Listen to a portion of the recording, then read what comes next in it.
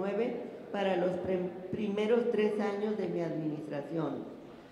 Además, la CNDH publicó un informe sobre las tendencias de tráfico y secuestro en prejuicio de migrantes para el periodo 2011-2020, señalando la importancia de generar políticas y legislación en la materia para avanzar en los compromisos del Pacto Mundial por una migración segura, ordenada y regular, y derivado de ello el Consejo Consultivo de Política Migratoria formó el grupo de trabajo sobre el tráfico de migrantes, en el que participaron no solo la Secretaría de Gobernación, sino también Relaciones Exteriores, Comar, organismos internacionales y organizaciones de la sociedad civil mexicana. Hablemos ahora del trabajo de la CNDH en defensa de los derechos de personas periodistas y comunicadoras, sobre lo que igualmente se ha dicho que no hacemos nada. En primer término, decir que como parte que somos de la Junta de Gobierno del Mecanismo de Protección a Personas Defensoras de Derechos Humanos y Periodistas en las mesas de trabajo que se llevan a cabo, nos hemos pronunciado siempre en favor de implementar y operar las medidas de protección, privilegiando que se gestione, obtenga y conserve la máxima protección que impacte favorablemente en la seguridad de las personas defensoras de derechos humanos y periodistas. Desde el inicio de mi gestión y hasta el 31 de octubre de este año, registramos 172 expedientes, de los cuales 127 están concluidos.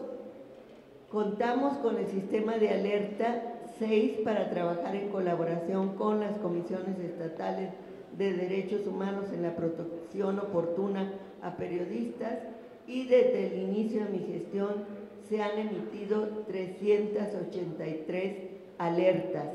Asimismo, en el periodo 2014-2017 se emitieron 3 recomendaciones ordinarias. En los primeros 3 años de administración llevamos 5. En mayo de 2022 se publicó el diagnóstico sobre los alcances y restos del mecanismo de protección para personas defensoras de derechos humanos y periodistas, y la necesidad de una política de Estado para la protección de las personas defensoras y periodistas. Y también en el mes de mayo emitimos la Recomendación General 47/2022 sobre el caso Pegasus, que integró denuncias y quejas no atendidas que databan de 2015 y 2016.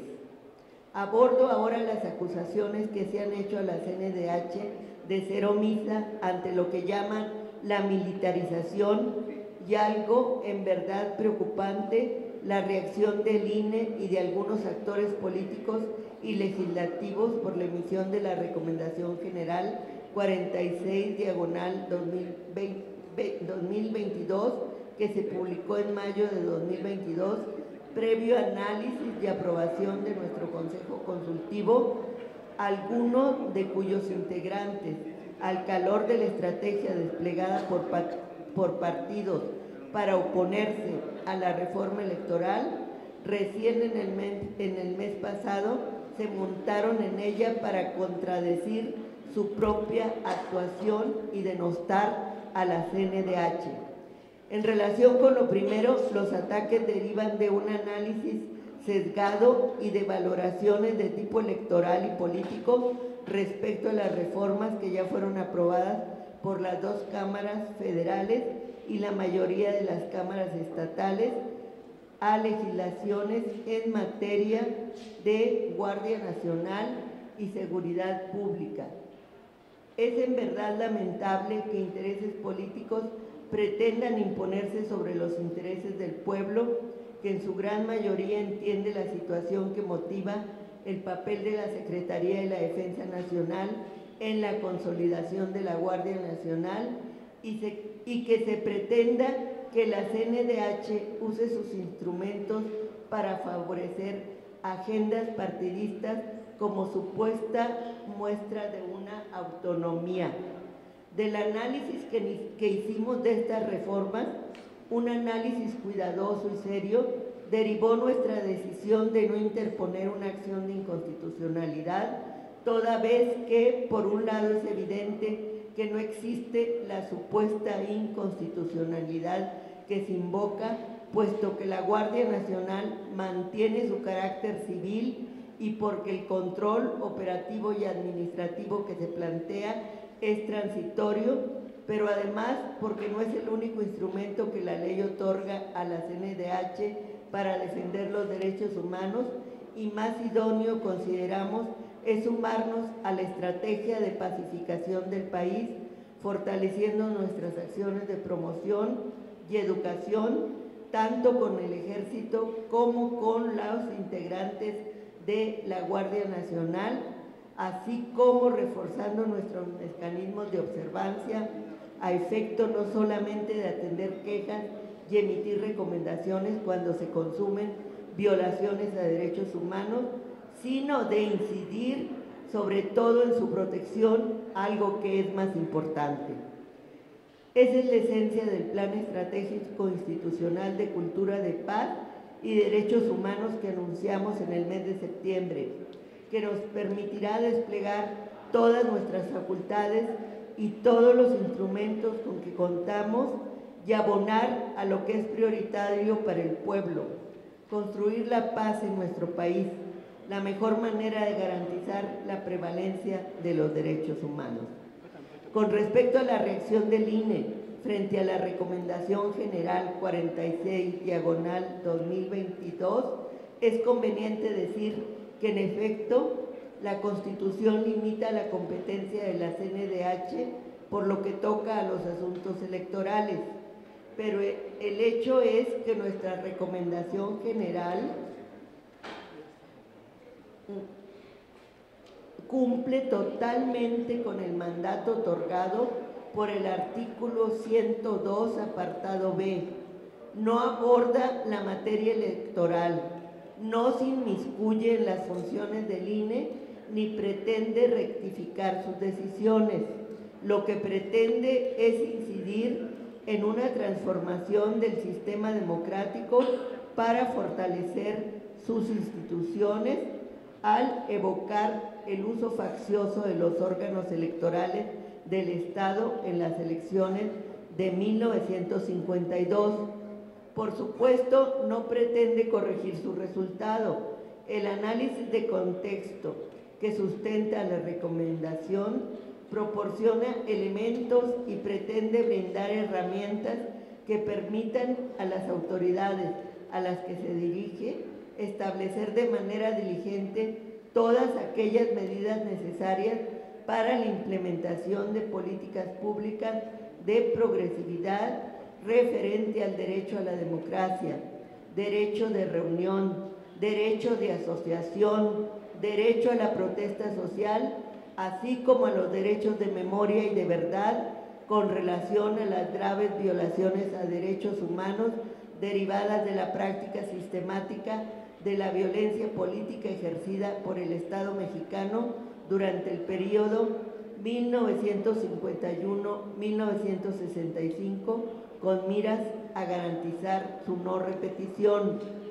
La mayoría de las y los mexicanos queremos fortalecer nuestra democracia formal, pero también las iniciativas de democracia participativa. Queremos la garantía de contar con un órgano realmente autónomo de cualquier poder, constituido o fáctico, legal o supralegal, que asegure la transparencia del proceso electoral y el recuento efectivo de votos con plena certeza para la ciudadanía, que elimine por completo el control gubernamental y la prevalencia de los intereses partidistas.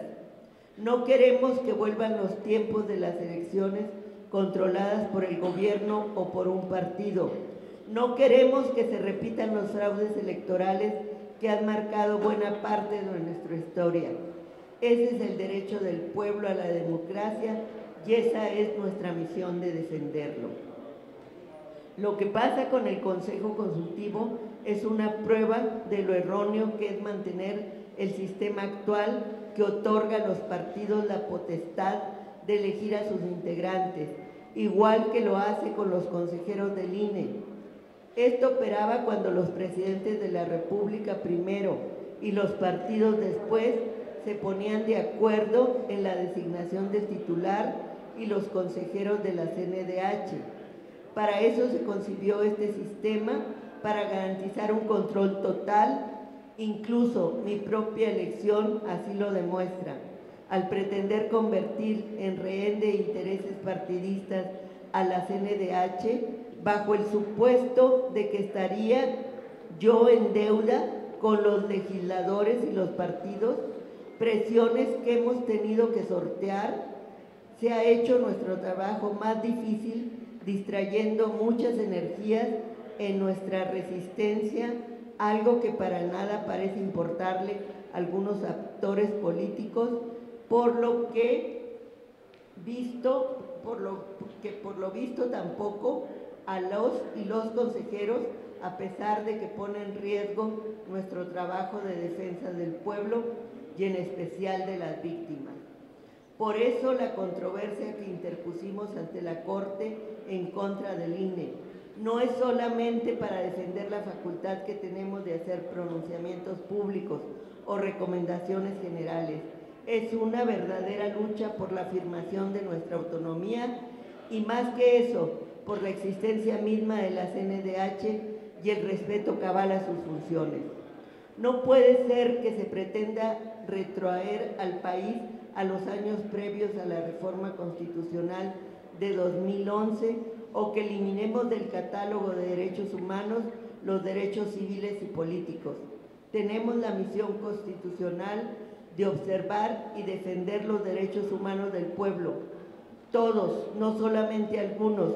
y esto no es solo atender al principio de progresividad, que con este solo no bastaría, sino a la esencia misma de la Declaración de los Derechos del Hombre y del Ciudadano, que datan de 1789, y a la Declaración Universal de los Derechos Humanos, proclamada en 1948 y suscrita